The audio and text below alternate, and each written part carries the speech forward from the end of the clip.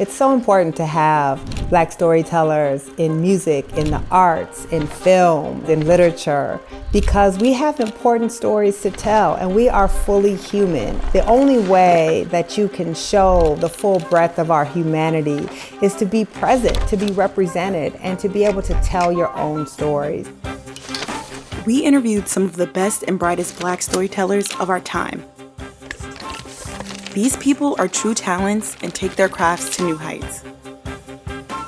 Each of them come from vastly different fields of work, but the one thing that bonds them together is their ability to tell compelling stories through their mediums.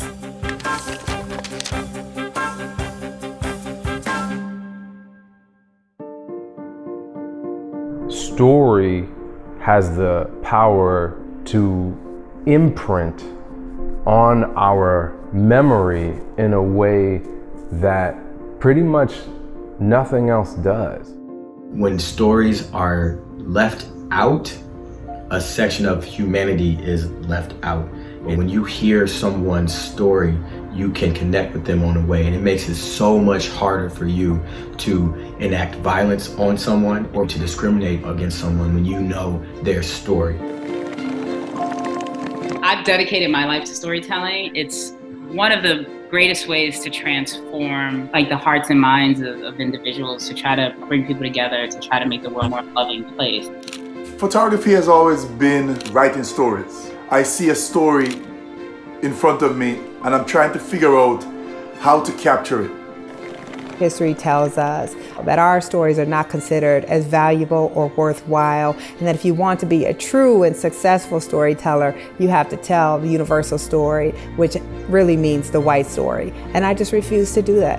With the 1619 Project and my work in general, I really try to put the legacy of slavery and the contributions of Black Americans at the center. How do we understand how we got here today if we don't understand the history and the architecture that built the society that we live in? A lot of what drives me in my work is creating images of people of color, of children of color, in ways that I never got to see them when I was growing up. I didn't have any books with people that look like me. So I'm really excited to kind of open up as many different aesthetics and styles to young readers. When people listen to my music, I want them to take away that they're not isolated in their challenges. The song Let Go speaks to how Black men feel when confronted by the police. Even when you're selfishly kind of creating your own therapy in your art, you're also doing that for other people. And by doing that song, I was able to create even closure in places where I still held on to feelings because I placed it in a piece of art. And I think for other people, they can connect with the honesty there. The challenge is being in a world where you don't see yourself. I get an email from a Black mother who has lost her son. And she says to me that she's been looking for a way to reflect her loss for years. And it wasn't until she saw my painting on the cover of Time magazine that she felt like she saw an image that actually reflected her loss. Identifying stereotypes in Black culture, it's kind of easy for me to see. We all see it, and because we don't like it, it sticks out. It's not right.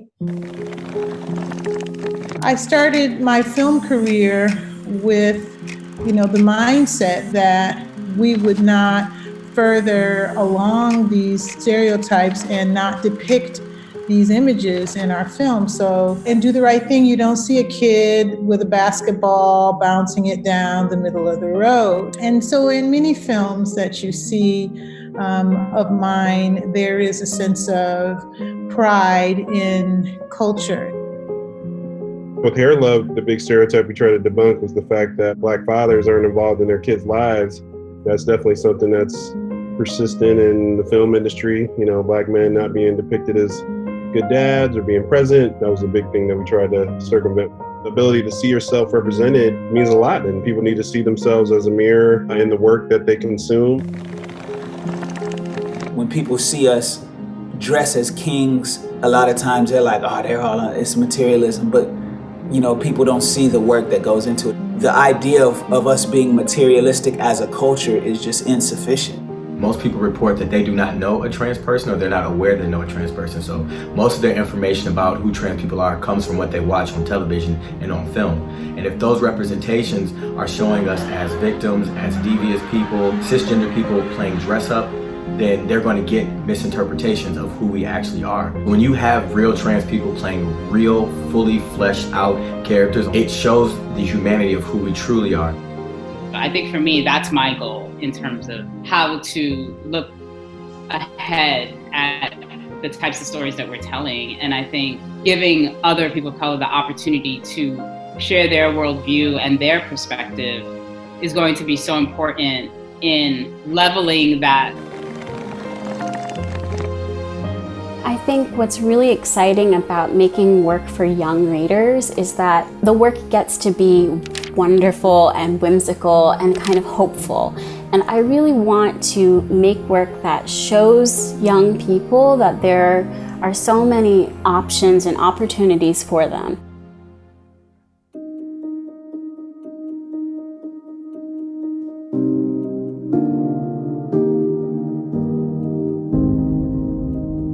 Where I live, where my palette is black.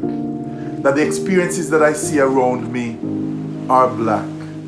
That the voices that I hear, the songs that I hear, the footsteps, the laughter, the groan, the quarrels, the expletives, they're black. And I try to trap them in a frame. Our culture has brought so much in terms of creativity, in terms of connection and innovation. So it's like to overlook that and to devalue that is tragic, and it lessens who we are as people as a whole. So we're here, and because we're here, we matter. So when I think about particularly the tradition of black journalists, but black storytellers in general, it has been to push back against the narratives of white supremacy that said that we were an inferior and a lesser people. But when we grab the reins and we control our own stories and we give a truer depiction of black life, and we are able to affirm our culture and affirm our people and to give a much more accurate depiction of what it means to be an American and what it means to be a black American in particular.